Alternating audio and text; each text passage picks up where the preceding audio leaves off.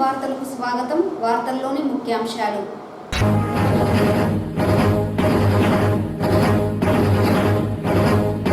వక్ఫ్ బిల్లుపై ముస్లింలు ఆందోళన చెందాల్సిన అవసరం లేదు. టీడీపీ రాష్ట్ర అధికార ప్రతినిధి వెంకటీల సురేంద్ర కుమార్.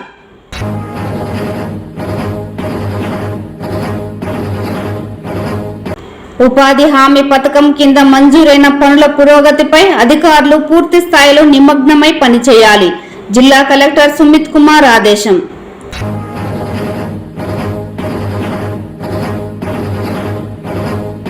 ప్రధానమంత్రి సూర్య ఘర్ యోజన పథకం కింద 40,000 సర్వీసులకు అర్హులైన వారిని గుర్తించాం.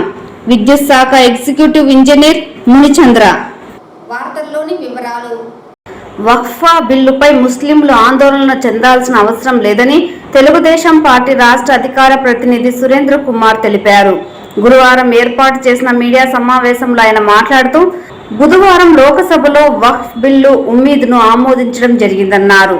ఈ బిల్లు మతానికి సంబంధించింది కాదని, వక్ఫా ఆస్తులు పరిరక్షణ కోసమే అని, ఈ బిల్లుపై ముస్లింలు ఎలాంటి ఆందోళన చెందాల్సిన పని లేదన్నారు. ఈ బిల్లు ద్వారా కమిటీలు ముస్లింలకు స్థానం ప్రాతినిధ్యం ఇవ్వడం జరుగుతోందని, అలాగే వక్ఫ్ బోర్డు ఆస్తుల పరిరక్షణకు వీలుగా ఉంటుందన్నారు. ముస్లింల సమగ్ర అభివృద్ధికి తెలుగుదేశం పార్టీ ఎల్లప్పుడూ కట్టుబడి ఉంటుందని, రాష్ట్రంలో ముస్లింలను రాజకీయంగా, సామాజికంగా, ఆర్థికంగా ముందుకు తీసుకురావడం కోసం టీడీపీ పార్టీ కృషి చేస్తున్నదని తెలిపారు. గత వైకాపా పాలనలో రాష్ట్రంలో ముస్లింలు చాలా ఇబ్బందులు ఎదుర్కొన్నారని, ముస్లింల ప్రయోజనాలను, సంక్షేమ కార్యక్రమాలు నీరుగార్చారని ఆగ్రహం వ్యక్తం చేశారు. అంతేకాకుండా వక్ఫ్ భూములను దురాక్రమణలకు పాల్పడ్డారని పేర్కొన్నారు. ప్రస్తుతం లోకసభ ప్రవేశపెట్టిన బిల్లుపై తెలుగుదేశం పార్టీ సైతం 3 సవరణ ప్రతిపాదించిందని, ఆ 3 సవరణలు కూడా లోకసభలో ఆమోదించారని స్పష్టం చేశారు. ఆస్తులుగా పరిగణలోకి తీసుకోమని చెప్పి టీడీపీ సూచించినటువంటి సవరణకు కేంద్రం ఆమోదించింది. అదేవిధంగా వక్ఫ్ సంబంధించినటువంటి డిస్ప్యూట్స్ ఏదైనా వచ్చినప్పుడు కలెక్టర్ స్థాయి అధికారికి అధికారం ఇచ్చారు. ఒరిజినల్గా దాన్ని తెలుగుదేశం పార్టీ కలెక్టర్ కాకుండా అంతకంటే ఎక్కువ స్థాయి గల రాష్ట్ర ప్రభుత్వంతో అపాయింట్ కాబట్టి అధికారికి అధికారులు ఇవ్వాలని చెప్పి సూచించడంతో దాన్ని కూడా వాళ్ళు ఆమోదించడం జరిగింది. అదేవిధంగా 3వ సవరణ కూడా వక్ఫ్ ప్రాపర్టీస్ రికార్డ్స్ అన్ని కూడా 6 నెలల లోపల డిజిటలైజేషన్ చేయాలని చెప్పి ఉన్నటువంటి నిర్ణయాన్ని కూడా మార్చుకొని టీడీపీ సూచించిన ప్రకారం ఆ 6 నెలల కాలం డెడ్లైన్ అనే దాన్ని లేకుండా ఆ తర్వాత చేసినటువంటి డిజిటలైజేషన్ కూడా అవకాశం కల్పించమని చెప్పి టీడీపీ సూచించింది. ఈ విధంగా 3 సవరణలు కూడా మరి కేంద్రం ఆమోదించడం జరిగింది. కాబట్టి టీడీపీ ఈ వక్ఫ్ బిల్లుకు మద్దతు ఇవ్వడం జరిగింది. ఇంకా రాష్ట్రంలో తెలుగుదేశం పార్టీ ముస్లింల ప్రయోజనాలకు దానికి కట్టుబడి ఉన్నటువంటి పార్టీ తెలుగుదేశం పార్టీ. సంబంధిత సంస్థల్లో కానీ కమిటీల్లో కూడా ఆయా మతాలకే ప్రాతినిధ్యం వహించాలా, అవకాశం ఇవ్వాలనేది టీడీపీ నిర్ణయం. పార్టీ ఎప్పుడు కట్టుబడి ఉంటుంది. వక్ఫ్ సంస్థల్లో కానీ ఆ కమిటీల్లో ముస్లిమ్స్ మాత్రమే ప్రాధాన్యత ఇవ్వడం జరుగుతుంది. అన్ని మతస్థులకు అవకాశం ఇవ్వదు. ఇది రాష్ట్రంలో మనం అమలు చేయడం జరుగుతుంది. ఆయా సంస్థల ఉద్యోగాల్లో కానీ కమిటీల్లో ఆయా మతానికి సంబంధించిన వ్యక్తులకి అవకాశం కల్పించాలనేది టీడీపీ సిద్ధాంతం. దానికి ఇక్కడ కట్టుబడి ఉండడం జరుగుతుంది. రాష్ట్రంలో వక్ఫ్ కమిటీల్లో కేవలం ముస్లింలకు మాత్రమే ప్రాధాన్యత ఉండే విధంగా రాష్ట్ర ప్రభుత్వం చర్యలు తీసుకోవడం జరుగుతుంది. అదేవిధంగా రాష్ట్రంలోని వక్ఫ్ బోర్డు సంబంధించిన ఆస్తులన్నీ కూడా పరిరక్షణ చేయడం జరుగుతుంది. ఎక్కడైనా దురాక్రమణ జరుగుంటే వాటిని కూడా చర్యలు తీసుకోవడం జరుగుతుంది. ఈ రాష్ట్రంలో మొదటి నుంచి కూడా ముస్లింల ప్రయోజనాల కోసం వారిని రాజకీయంగా అదేవిధంగా సామాజికంగా ఆర్థికంగా ముందుకు తీసుకోవడం కోసం తెలుగుదేశం పార్టీ అదేవిధంగా కూటమి ప్రభుత్వం కృతనిశ్చయిత పనిచేస్తుంది ఈ సందర్భంగా తెలియజేసుకుంటూ మరి గత 5 సంవత్సరాల వైకాపా పాలనలో ఈ రాష్ట్రంలో ముస్లింలకు ఏమాత్రం కూడా న్యాయం జరగలేదు. 50% వక్ఫ్ భూములను కూడా వైకాపా వాళ్ళు దురాక్రమణ చేసేశారు. ముస్లింల యొక్క సంక్షేమ కార్యక్రమాలన్నీ కూడా నీరుగార్చారు. వారికి ఇచ్చినటువంటి హామీలన్నీ కూడా ఉల్లంఘించడం జరిగింది. గత 5 సంవత్సరాల వైకాపాలనలో ముస్లిం సోదరులకు సోదరిమణులకి రాష్ట్రం రక్షణ లేకుండా పోయింది. అదేవిధంగా వారికి ప్రయోజనాలను కూడా నీరుగార్చేశారు. ఎప్పుడు కూడా వారిని ఓటు బ్యాంక్గా చూసుకుంటూ ఓటు రాజకీయాలకు పాల్పడడం తప్ప ముస్లిం సోదరులు సోదరిమణుల యొక్క సంక్షేమం కోసం వైకాపా ప్రభుత్వం ఎప్పుడు కూడా పనిచేయలేదు. డబుల్ స్టాండ్ తీసుకోవడం వైకాపాకు అలవాటు. అయితే తెలుగుదేశం ప్రభుత్వం కానీ తెలుగుదేశం పార్టీ ముస్లిం సంక్షేమం కోసం ఎప్పుడూ కృషి చేస్తుంది సందర్భంగా తెలియజేసుకుంటున్నాం.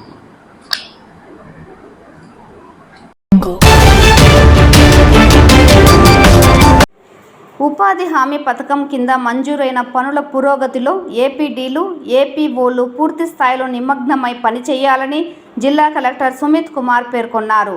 జిల్లా సచివాలయంలోని సమావేశపు మందిరం నందు జిల్లా కలెక్టర్ జిల్లా జాతీయ గ్రామీణ ఉపాధి హామీ పథకం కింద మంజూరైన పనుల పురోగతిపై ఏపీఓలు, ఏపీడీలతో సమీక్ష సమావేశం నిర్వహించారు.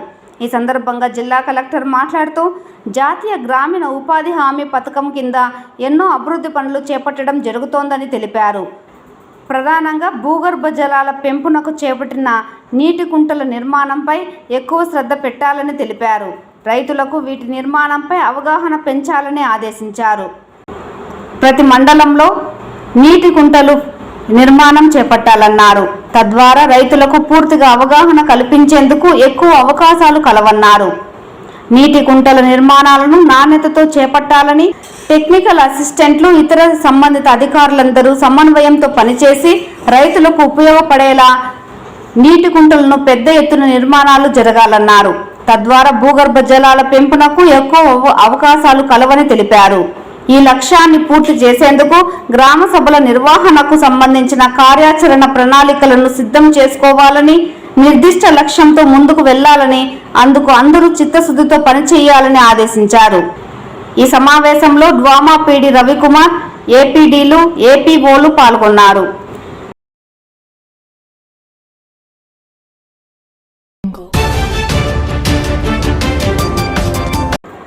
చిత్తూరు డివిజన్ పరిధిలో ప్రధానమంత్రి సూర్యఘర్ యోజన పథకం కింద 40,000 సర్వీసులకు అర్హులైన వారిని గుర్తించామని చిత్తూరు ఎగ్జిక్యూటివ్ ఇంజనీర్ మునిచంద్ర తెలిపారు. చిత్తూరు డివిజనల్ ఇంజనీర్ కార్యాలయంలో ఎగ్జిక్యూటివ్ ఇంజనీర్ మునిచంద్ర మీడియాతో మాట్లాడుతూ జిల్లా వ్యాప్తంగా ప్రధానమంత్రి సూర్యఘర్ యోజన పథకం కింద అన్ని వర్గాల ప్రజలు దరఖాస్తు చేసుకోవచ్చునని తెలిపారు. ఈ పథకం కింద లబ్ధి పొందిన వారు కేంద్ర రాష్ట్ర ప్రభుత్వాల నుంచి సబ్సిడీ పొందడంతో పాటు ఉచితంగా విద్యుత్ వినియోగించుకోవచ్చునని తెలిపారు. ఎస్సీ, ఎస్టీలకు ఉచితంగా అందిస్తుందన్నారు. మిగులు విద్యుత్తును గ్రిడ్కు అమ్మకం వల్ల అదనంగా ఆదాయం లభిస్తుందన్నారు. ఈ అవకాశాన్ని సద్వినియోగం చేసుకోవాలని కోరారు. అందులో భాగంగా దాదాపు 40,000 సర్వీసులు సర్వే చేశాము. దాదాపు 32,000 సర్వీసులకు గాను పైకప్పులంతా ఉన్నాయి. అందుకు గవర్నమెంట్ వారు ఫ్రీగా సోలార్ ప్యానల్స్ నిర్మిస్తారు. అదేవిధంగా ఓసీలకు కానీ అదర్ క్యాస్ట్ బీసీలకు అయితేనేమి 1 కిలోవాట్కి 30,000, 2 కిలోవాట్లకు 60,000 మరియు 3 కిలోవాట్స్ 78,000 సబ్సిడీ ఇస్తారు. బీసీలకు అదనంగా 20,000 అంటే 98,000 3 కిలోవాట్స్ పెట్టుకున్నచ్చు 95,000 సబ్సిడీ వస్తుంది. కాబట్టి వినియోగదారులు ఈ అవకాశాన్ని వినియోగించుకోవాల్సిందిగా కోరుచున్నాము.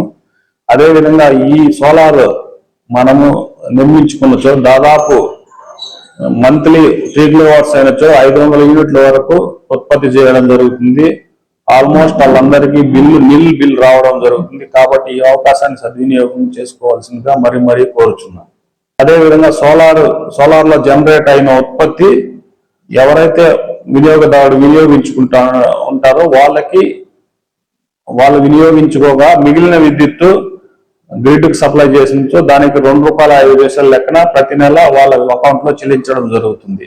అదేవిధంగా ఎస్సీ ఎస్టీ కాలనీలకు వాళ్ళ పైకప్పు వినియోగించుకున్న దానికి గాను 1 స్క్వేర్ ఫీట్ సపోజ్ 2 కిలోవాట్స్ పెట్టినచో ₹200 వాళ్ళ అకౌంట్ లో గవర్నమెంట్ వారు ఫ్రీగా వేస్తారు.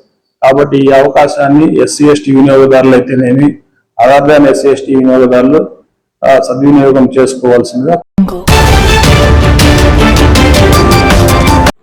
మామిడి రైతులు సస్యరక్షణ పద్ధతులను పాటించాలని హార్టికల్చర్ అధికారి మధుసూదన్ రెడ్డి తెలిపారు. పూత దశ నుంచి పింద దశకు మామిడి పంట వచ్చిందని, వాటి సస్యరక్షణకు ఉచితంగా సుమారు 2 కోట్ల మామిడి కవర్లను రైతులకు 50% సబ్సిడీ ధరకు అందించామన్నారు. తద్వారా మామిడి పిందెలు పరిపక్వతకు వచ్చి దిగుబడి అధికంగా వస్తుందన్నారు. ప్రతి ఒక్క మామిడి రైతు ఈ అవకాశాన్ని సద్వినియోగం చేసుకోవాలన్నారు. మన జిల్లాలో సాధారణ మామిడి దిగుబడి 10 నుంచి 12 టన్నులు 1 హెక్టార్కు. ఈ సంవత్సరం కూడా అదే మోతాదులోనే దిగుబడి వచ్చే అవకాశాలు కనిపిస్తున్నాయి. మనం సాగు చేస్తున్న మొత్తం విస్తీర్ణంలో దాదాపు 60 నుంచి 65% తోతాపురి రకమే సాగులో ఉంది. అంటే ఈ మొత్తం తోతాపురి రకం ప్రాసెసింగ్కి వెళ్తుంది కాబట్టి చిత్తూరు జిల్లాలో ఉన్న ప్రాసెసింగ్ యూనిట్స్ వాళ్ళు వీటిని కొనుగోలు చేసి మ్యాంగో పల్ప్ తయారు చేసి మార్కెట్ చేసుకుంటుంటారు. అది కాకుండా మిగిలిన 40% విస్తీర్ణంలో ఇతర రకాలు ఉన్నాయి. అవి టేబుల్ వెరైటీసు, బేనేషా కావచ్చు, ఇమాం పసంద్ కావచ్చు, మల్లికా కావచ్చు, నీలం కావచ్చు, కాలేపాడు కావచ్చు, ఆల్ఫాన్సో కూడా కావచ్చు, ఇలాంటి రకాలన్నీ కూడా ఉన్నాయి. ఈ రకాల్లో ఒక్క ఆల్ఫాన్సో రకం మాత్రం ప్రాసెసింగ్కి కూడా వినియోగించుకోవడం జరుగుతుంది. టేబుల్ వెరైటీగా కూడా ఎక్స్పోర్ట్ చేయడం జరుగుతుంది. సో ఈ రకాలకి మార్కెట్లో మంచి ధరలు లభించాలంటే మంచి నాణ్యతతో ఉత్పత్తి చేసినప్పుడు మాత్రమే వీలు పడుతుంది. నాణ్యమైన బేనేషా కావచ్చు, ఇమాం పసంద్ లేదా మల్లిక లేదా ఆల్ఫాన్సో ఈ రకాలు మార్కెట్లో ప్రజెంట్ చేసినట్లయితే మంచి ధరలు లభిస్తున్నాయి. దాన్ని దృష్టిలో పెట్టుకొనే రైతులకి ప్లాంట్ ప్రొటెక్షన్ మీద, క్వాలిటీ ఇంప్రూవ్మెంట్ మీద అవగాహన కల్పించడం జరిగింది. అందులో క్వాలిటీ ఇంప్రూవ్మెంట్ మీద మరింత మంచి ఫలితాలు తీసుకురావాలనే ఉద్దేశంతో రైతులకు మ్యాంగో ఫ్రూట్ కవర్స్ని 50% సబ్సిడీ మీద సరఫరా చేయడం జరిగింది. జిల్లా వ్యాప్తంగా ఎప్పుడూ లేని విధంగా ఈ సంవత్సరం 1,92,85,000 కవర్లని, అంటే దాదాపు 2 కోట్ల కవర్లని రైతులకు 50% సబ్సిడీ మీద సరఫరా చేయడం జరిగింది. ఒక్కొక్క కవర్ ధర ₹2 అయినట్లయితే అందులో 50% సబ్సిడీ రూపాయి పోను కేవలం ₹1 మాత్రమే రైతులకు సరఫరా చేయడం జరిగింది. ప్రస్తుతం ఈ కవర్లన్నీ కూడా కాయ కట్టాల్సిన దశలో కట్టుకొని సక్రమంగా కట్టుకున్నట్లయితే దానివల్ల కలిగే ప్రయోజనాలని రైతులు పూర్తి స్థాయిలో పొందవచ్చు. కాబట్టి దాని మీద రైతులకు అవగాహన కల్పించడం జరుగుతుంది. ఇందులో భాగంగా మొట్టమొదటగా రైతులు కవర్లని కట్టే విధానం మీద అవగాహన పెంచుకోవాలి. అదేవిధంగా ఏ సమయంలో కట్టాలన్న దాని మీద కూడా అవగాహన పెంపొందించుకోవాలి.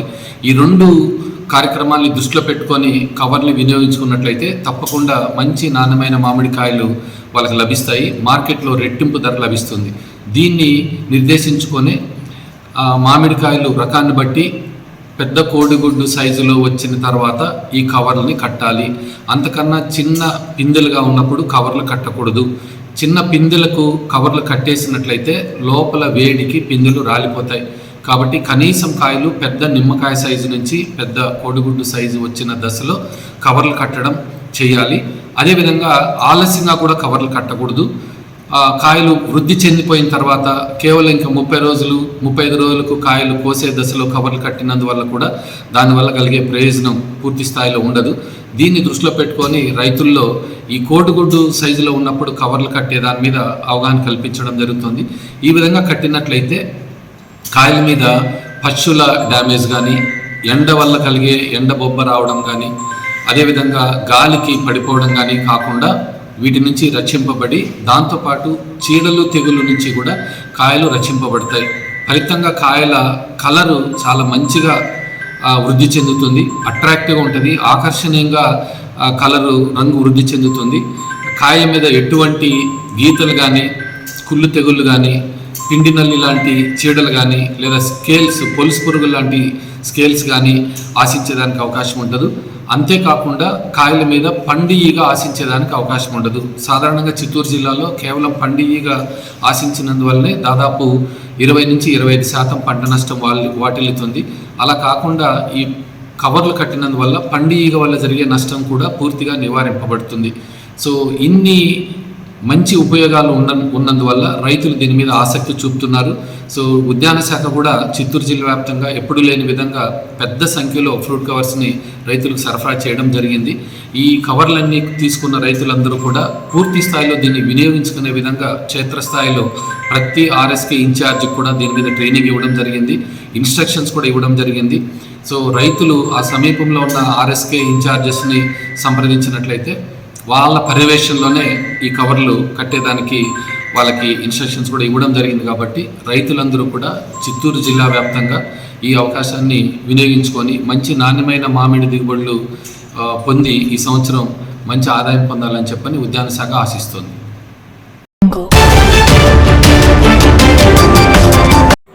చిత్తూరు నగరంలోని పీసీఆర్ ప్రభుత్వ ఉన్నత పాఠశాలలో 10వ తరగతి పరీక్షా ప్రశ్నపత్రాల మూల్యాంకనాన్ని జిల్లా విద్యాశాఖ అధికారిని వరలక్ష్మి గురువారం ప్రారంభించారు. ఈ నెల 10వ తేదీ వరకు ఈ మూల్యాంకనం నిర్వహిస్తామన్నారు. ఇందులో భాగంగా 1400 మంది పైచిలుకు సిబ్బందిని నియమించడం జరిగిందన్నారు. చీఫ్ ఎగ్జామినర్లు, అసిస్టెంట్ చీఫ్ ఎగ్జామినర్లు, స్పెషల్ అసిస్టెంట్లు, అదనపు సిబ్బందిని నియమించామన్నారు. పారదర్శకంగా మూల్యాంకన ప్రక్రియను చేపడతామన్నారు. సిబ్బందికి కావాల్సిన అన్ని రకాలైన మౌలిక సదుపాయాలను కేంద్రాల వద్ద ఏర్పాటు చేస్తామన్నారు.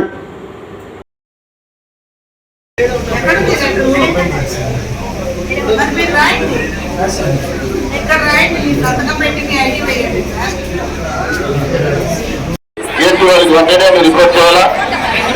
చాలా మంది రిపోర్ట్ చేయలేదు. ఎవరైతే రిపోర్ట్ చేయాలి వెంటనే మీ యొక్క ఏజీవై సబ్జెక్ట్ మీరు రిపోర్ట్ చేయాలని కోరుతున్నాం. సబ్జెక్ట్ సంబంధించిన టీచర్లందరూ కూడా రూమ్ నెంబర్ 6 లోనే రిపోర్ట్ చేయాలా? ఏజీ వాళ్ళకి రిపోర్ట్ చేయదండి.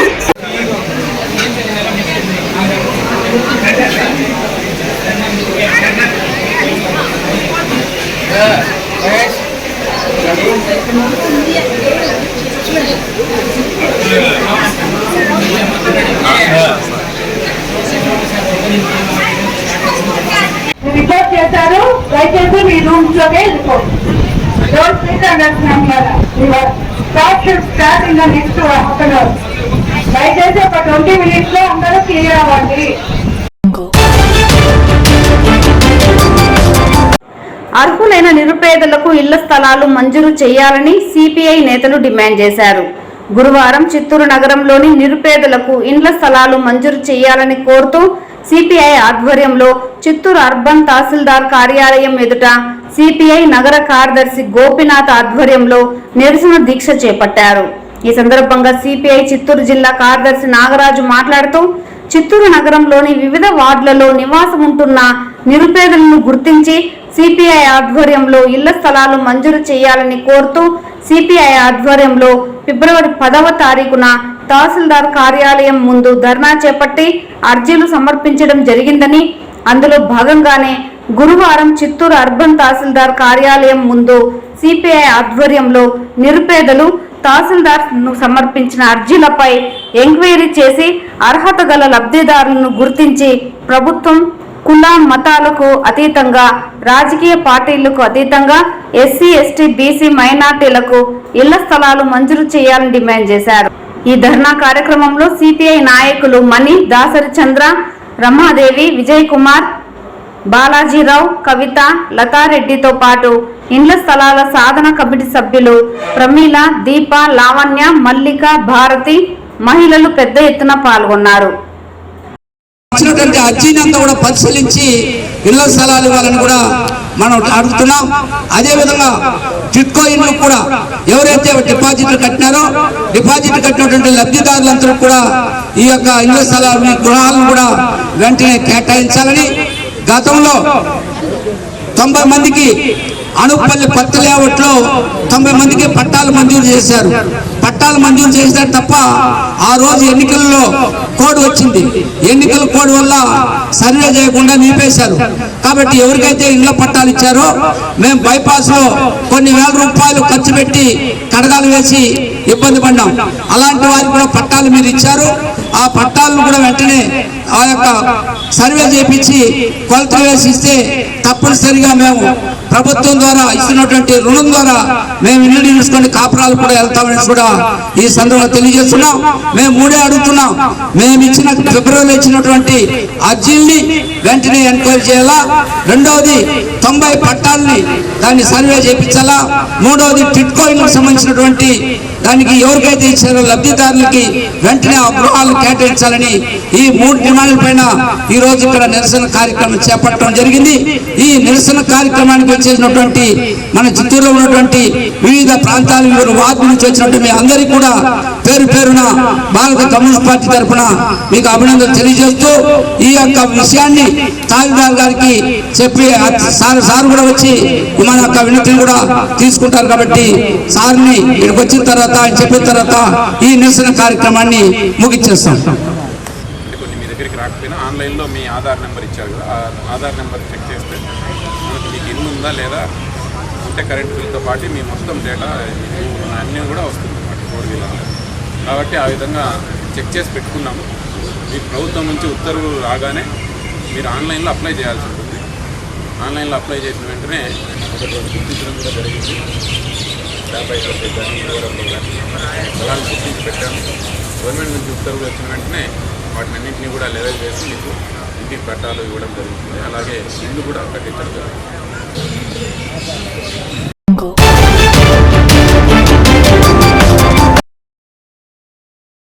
తిరుమల శ్రీవారిని ఈ రోజు ఉదయం విఐపి విరామ సమయంలో సంగీత దర్శకుడు కోటి దర్శించుకున్నారు.